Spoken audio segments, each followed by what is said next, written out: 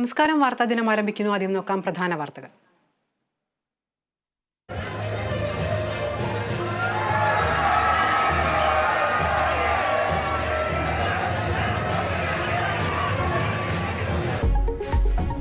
സ്വർണ്ണക്കപ്പിൽ മുത്തമിട്ട് Kannur. School കലോത്സവത്തിൽ കണ്ണൂരിന്റെ 4ാം കിരീട നേട്ടം.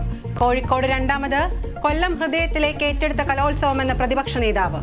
ജയപരാജയങ്ങൾ കലാപ്രവർത്തനത്തെ ബാധിക്കരുതെന്ന് മമ്മൂട്ടി. മത്സരത്തിൽ വിജയിച്ചവർക്കും പരാജയപ്പെട്ടവർക്കും കലാലോകത്ത് അവസരങ്ങൾ ഒരുപോലെയാണ്.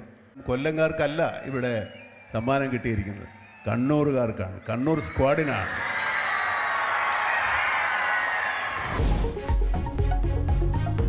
ഭൂപതിവ് ഭേദഗതി ബില്ലിൽ ഒപ്പിടാത്തതിന് കാരണം സർക്കാർ എന്ന് ഗവർണർ. ബില്ലുമായി ബന്ധപ്പെട്ട് ഒട്ടേറെ പരാതി ലഭിച്ചു. വിശദീകരണം ചോദിച്ചെങ്കിലും സർക്കാർ നൽകിയില്ലെന്നും ആരിഫ് മുഹമ്മദ് ഖാൻ. നാളെ ഇടുക്കിയിലെ പരിപാടിയിൽ പങ്കെടുക്കുമെന്നും പ്രതികരണം. ജില്ലയിൽ നാളെ LDF ഹർത്താൽ.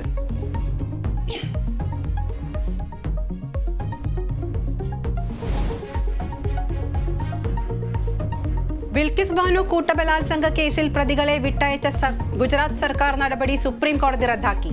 പ്രതികളെ വെറുതെ വിടാൻ ഗുജറാത്ത് സർക്കാരിന് അവകാശമില്ലെന്ന് കോടതി. പ്രതികളുമായി ഗുജറാത്ത് സർക്കാർ ഒത്തുകളിച്ചെന്ന് വിമർശനം. BJP ക്രിമിനലുകളുടെ രക്ഷാധികാരിയെന്ന് രാഹുൽ ഗാന്ധി. KSRTC ജീവനക്കാർക്ക് 2 ഗഡുക്കളായി ശമ്പളം നൽകാൻ ഹൈക്കോടതി നിർദ്ദേശം. ആദ്യ ഗഡു എല്ലാ മാസവും 10ാം തീയതിക്ക് മുൻപ് നൽകണം. 2ാം ഗഡു 20-ന് മുൻപ് നൽകാനും ഉത്തരവ്.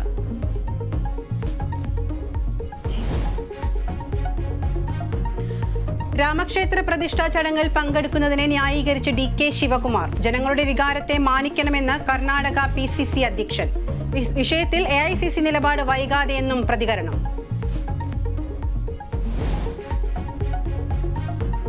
സുരേഷ് ഗോപിക്ക് മുൻകൂർ ജാമ്യം അനുവദിച്ചു ഹൈക്കോടതി. അറസ്റ്റിനുള്ള സാഹചര്യമില്ലെന്ന് സർക്കാർ. അറസ്റ്റ് ചെയ്യുകയാണെങ്കിൽ ജാമ്യത്തിൽ വിട്ടയക്കാൻ പോലീസിന് നിർദ്ദേശം.